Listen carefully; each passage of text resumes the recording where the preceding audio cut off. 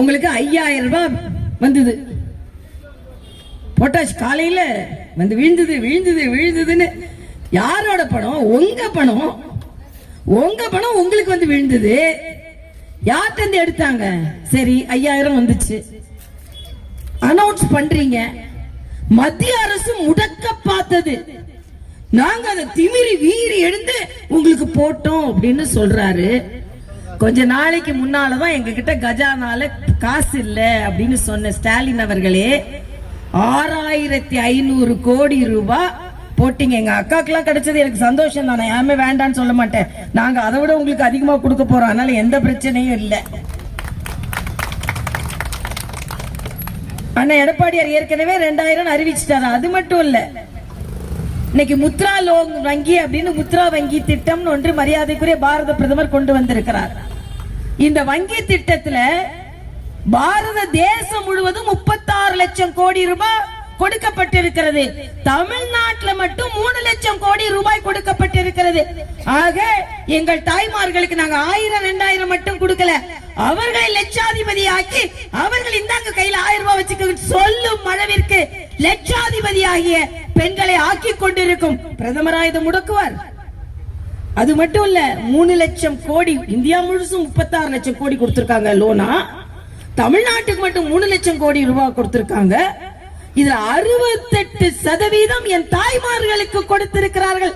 அப்படிப்பட்ட மோடியா தாய்மார்களுக்கு கொடுக்கும் பணத்தை முடக்குவார் என்று கேட்கிறேன். இல்லை என்பதை பொதுமக்கள் நன்றாக புரிந்து கொள்ள வேண்டும். என்கிட்ட வரும்போது ஒரு தம்பி வந்தார். அந்த தம்பி வந்து விஜயோட தம்பி, விசிலோட தம்பி. அவர் என்ன கேட்டாரு, எல்லாரும் யாரெல்லாம் வேட்பாளரா இருக்கணுமோ அவங்களுக்கு எல்லாம் வேட்பாளர் விருப்ப மனுவை வாங்கிட்டு வந்துட்டாரு அவரு. ஆனா திருப்பி கொடுக்கல. ஏன் தம்பி திருப்பி கொடுக்கல அப்படின்னு கேட்டேன். அக்கா, நான் அந்த கேள்விக்கெல்லாம் பதில் சொல்ல விரும்பலதான், அதனாலதான் விஜயோட ஃபேனாவே நானு. ஆனா இதுல வேற 2-3 கேள்வி கேட்டிருக்காங்க. யாருக்கு இது வேணும், அதனால நான் அதெல்லாம் பதில் சொல்ல மாட்டேன் அப்படின்னு சொல்லிட்டு நான் வச்சுட்டேன். அதனால விருப்ப மனு வாங்கின தம்பி யாரும் திருப்பி கொடுக்கல. அது மட்டும் இல்ல, இன்னைக்கு இருக்கிற காலகட்டத்துல அந்த தம்பிங்க அப்படி போறாங்க. திமுகவோட தம்பிங்க காங்கிரஸ்ல உள்ளவர்களுக்கு திமுக வெற்றி பெறும் என்ற நம்பிக்கை இல்லை. அது மட்டுமல்ல, ஸ்டாலின் சொல்றாரு தமிழகம் போராடும் சொல்றார். தமிழ்நாட்டில் யாரும் போராடல.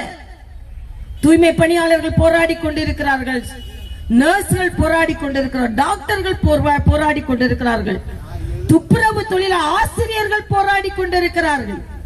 ஆக இந்த மக்களை போராட்ட களமாக மாற்றிவிட்டு, ஆனா மரியாதைக்குரிய பாரத பிரதமர் அவர்கள் இன்று இளைஞர்களுக்காக அவர்களை தொழில் முனைவர்களாக மாற்ற வேண்டும் என்பதற்காக 10,000 கோடி ரூபாய் ஒதுக்கப்பட்டிருக்கிறது என்றால் அதுதான் பாரத பிரதமர். பாரத தேசம் முழுவதும் புதிய தொழில் முனைவோர்கள் அதிகமாகி இருக்கிறார்கள். மோடி அவர்கள் இந்த நாடு நன்றாக இருக்க வேண்டும் என்பதற்காக எல்லாத்துக்கும் மேல இன்னைக்கு ஸ்டாலின் சொல்றாரு, எங்களுக்கு அந்நிய முதலீடு எங்களுக்கு அதிகமா கிடைச்சிச்சு, அந்நிய முதலீடு எங்களுக்கு அதிகமா கிடைச்சிச்சுன்னு சொல்றாரு. ஆனால் அந்நிய முதலீடு ஸ்டாலினை பார்த்தா கொடுக்கறாங்க.